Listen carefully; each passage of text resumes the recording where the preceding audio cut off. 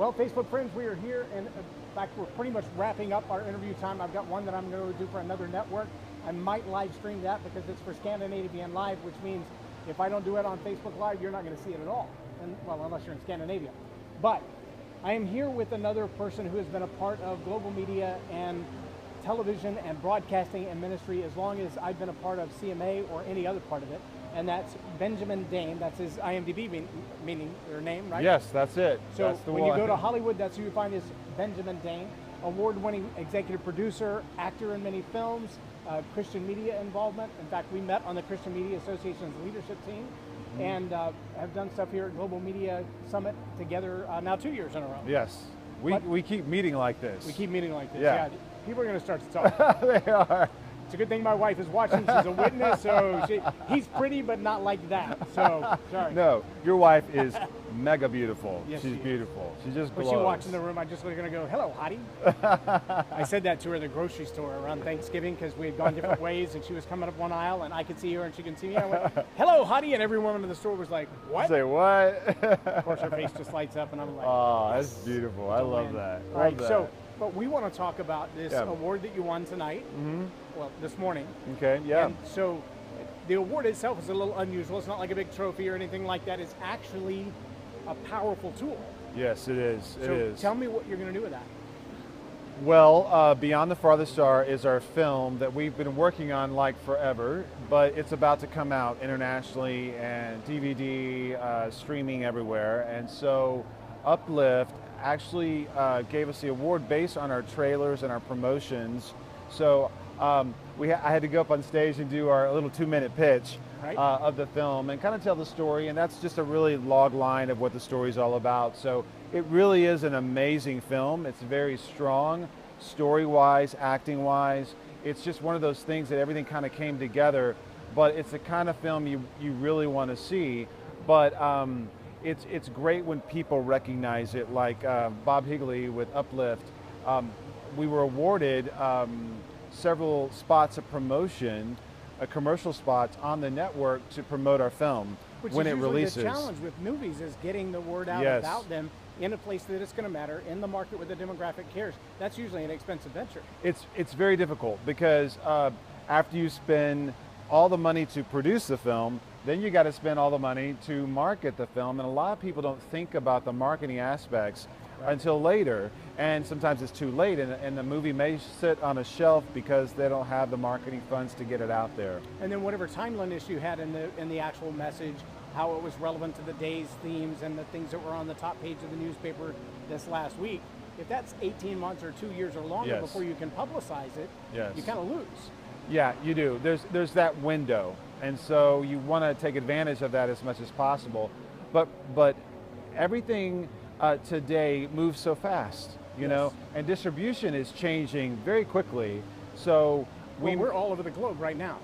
That's great. Certainly, there's not 500,000 people or 500 million people watching, but there could be. You never know. There could be. They could be watching us. Yeah. Well, I'm telling you, it really is a wonderful film, and we're about to go international all over the world with the film. But it is just, if you want to go to beyondthefartheststar.com or check us out on Facebook, there's a lot of information about the film. But it's just one of those movies that has this great storyline that really hits people where they live. It's a very real film. It's got a lot of grit. It's got a lot of grit, and it doesn't shy away from the realism that a lot of families are struggling with today as they're spiraling out of control. And there's not a lot of support in the media for families today. And what do you do? And so you see how this family struggles, but ultimately they find redemption. And even in the darkness, there's a redeeming story. Yes. And even in the grit of life, there's the grace that comes over the top of that. Well, and our whole theme is Beauty for Ashes. We had Crystal Lewis, multi-Dove award-winning and Grammy award-winning artist. She saw the film with her daughter, and she said, I want to reimagine our song Beauty for Ashes that she actually recorded with Ron Canoli in the 90s. It was a big hit on Christian radio. And then she said, why don't we retool it for your film, because we have that scripture in Isaiah about he will bring us beauty for ashes. Wow. So it's a central theme of the film. So we have Crystal Lewis, who's involved, and she sings at the end in the credits. That incredible film. We have a music video of Crystal. We got to see the music video this morning. You did. And that's available when they buy the DVD. Yes, But yes, there's it'll no be way on to the see DVD. it otherwise. It's not like online or anything. It actually is on Facebook. You can check it out on Facebook. It is available on Facebook, so people can see it there at Beyond the Farthest Star Facebook. And I mean, we've got this great deal with Bodie and Brock Taney, who actually novelized the story. So through HarperCollins, And she has been famous as a novelist. she's for a incredible. Long I time. mean, she co-wrote John Wayne's biography. Wow. So that's where she kind of got her platform, and they've written, I want to say, 70-something books. They've sold. shaped the way a lot of people think in Christendom. They've sold something like 40 million books around the world. They're very, very well known, and they're best-selling authors internationally. So we were privileged when they decided to take our screenplay and novelize the story. So that's available through HarperCollins, Christian. And then also, in addition to all that, when we were way in beginning of producing the film, Thomas Kincaid, Yes. saw the movie in its very rough stage. He actually started painting a watercolor that he was going to take into oil after he saw the movie, but then unfortunately he passed away. And so his nephew, Zach Kincaid, took the original vision and completed the oil. So now we also have Beyond the Farthest Star through Kincaid Company. So it really is an amazing So it's got story. a strong merchandise behind it as well. It does. All That's the pieces kind of fell into place. It was kind of a God thing. It all kind of fell into place. And now with what's going on in the media, of course, you need all those components to help propel the film. You just can't put a film out there anymore. You need a little bit of everything. So all that really helps us tell our story. We actually we went to the Value Voters Summit last year, and it was accepted and screened there. But I'm telling you, it's just been a journey and a little bit of opposition to get it all done. Bottle. I mean, for as long as I've known you, yeah. the excitement is all bubbling up inside Yes. you, just waiting for the top to pop. And, Right. All right, so let me ask you this one question that just keeps going through my mind, because I know when we do video, whether I'm in the studio or whatever else, I hear the interviewer ask a question, and I think, man, why didn't you ask that like this? And I'm behind the camera, and my job is to shut up and make sure they stay in the frame. And it's really hard not to go, but you forgot this and you didn't ask that. And so when you were serving as the executive producer on this film, how tempting was it to go, but you need to act that like this. Hang on, let me jump in there. Let me take that role. I could do that so much better. Well, here's the cool thing. As an actor, I was able to play a role on camera, and so I played the deputy in the film, and I worked with such greats as Barry Corbin, who was the sheriff, and Renee O'Connor. She was on the Xena series, and she's actually a Texas actress. She's from Houston. We both went to the same high school, which is crazy. But so she's in the film, and we had this amazing up-and-coming young cast. So the people in the film are so gifted and anointed. I mean, we're talking amazing acting. Who's the young lady who plays the main role? So that's Jeremy Lee. Jeremy, she's amazing. She really is. She actually has done a lot of voiceover work.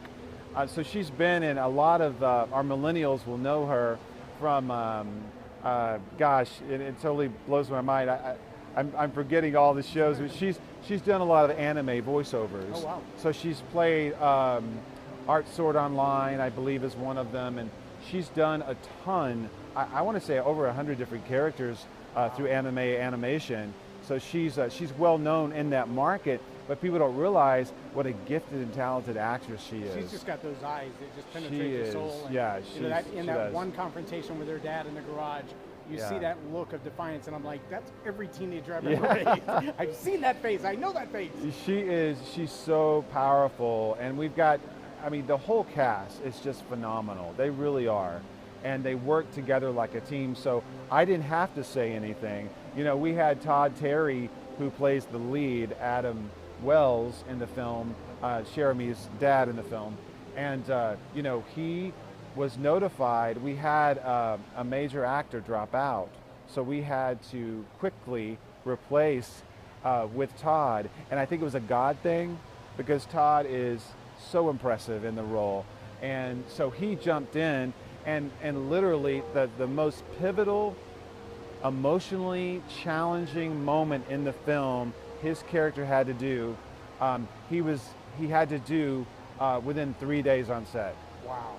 And he did an incredible job. You've seen the film, right? I've not seen the whole film. You haven't I've seen? only seen trailers and highlights. You got to see it. You got to Well, see the it. next time you have a premiere showing, please let me Yes, know. yes, you got to see it. Yeah, but you'll be going, what? Because I sat there and watched that scene take place. I was on set, and it just is thrilling. Yep. Okay, so one more question for you, and I know Yeah. you need to go, and I can see people starting to gather. When you sit there from the script to the final cut, Yeah. the last edit's done, you put it on there, you're thinking, man, did I forget anything? Did I miss a color correction? What did the editors miss in that one scene? Is there a school bus driving by? When you're all done and you're seeing that finished product, do you feel like you're tasting the sausage at the end of the run, going, okay, we saw all the ugly that went in, and all the stress and the strain and the financial fighting and all that stuff, and then you look at the end of it and you go, okay, I just want to bask in this moment? Or do you look at it and go, I can't believe it looks like that, because I know what went into it? Yeah,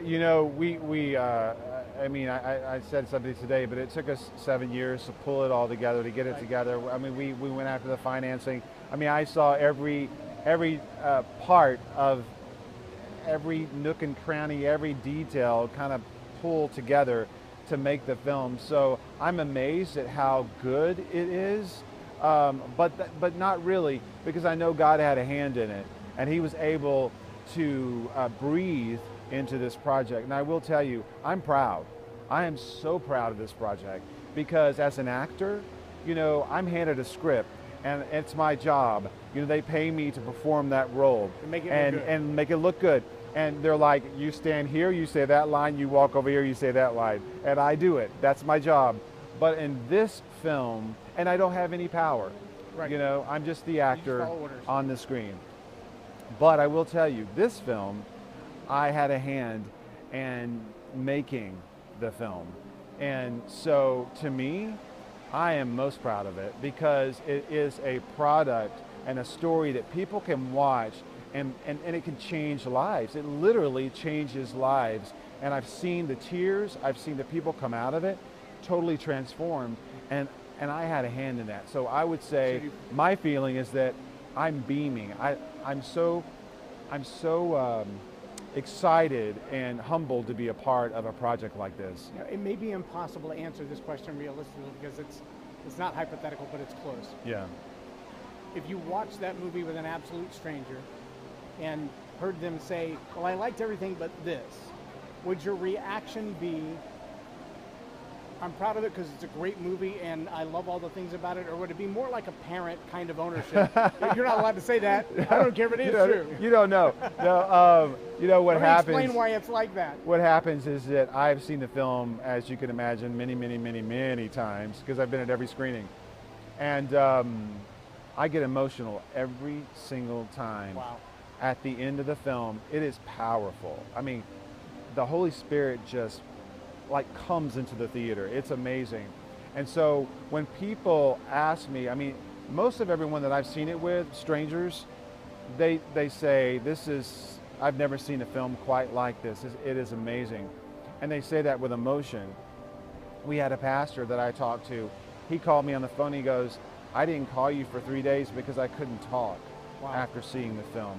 That's the kind of emotional response it elicits. But we'll have someone that says, well, what about this point, or what about that? And I'll say, you need to see it again because you missed something.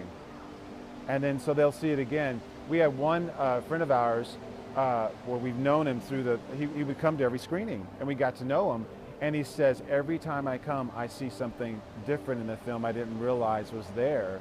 And it makes even more, it makes much a stronger statement than I ever thought the first time I watched it. So it is one of those films that you keep watching and it just grows. Isn't that the criticism that we get in so much of Christian media, that the characters aren't developed enough, right. The plot isn't developed enough, the grit isn't really there, the reality of life isn't there.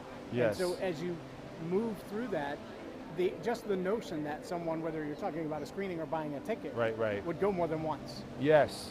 When The Shack came out, I went and saw it by myself, got a feel for it. Then I took my wife to see it, and then I told the kids, we want to go see it. I'll go with you because I want to be there to debrief when you have questions. Well, I think that's a sign of a good film, don't you? I agree. Because you want to keep Fast and the Furious. experiencing My kids it. love those. Yes. They've all seen them in the theater. They bought every DVD. They watch them over and over again. Pretty close to memorizing the scripts to those. Right, think, right. You know, the movie's got to trigger something in you to do that.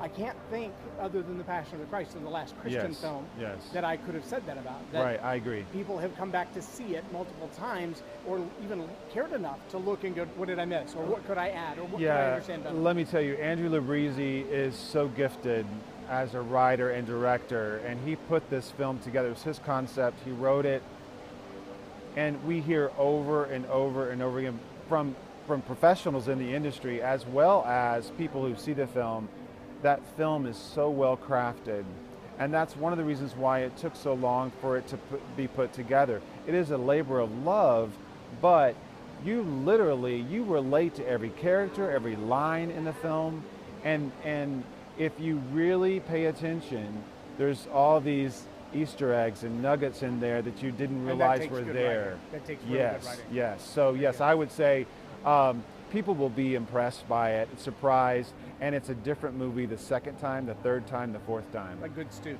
Yeah, yeah. Ben, I appreciate you Thanks, taking Loren. the time Thank to you chat so with us. much. Again, tell people how they can see it, how they can get their hands on it.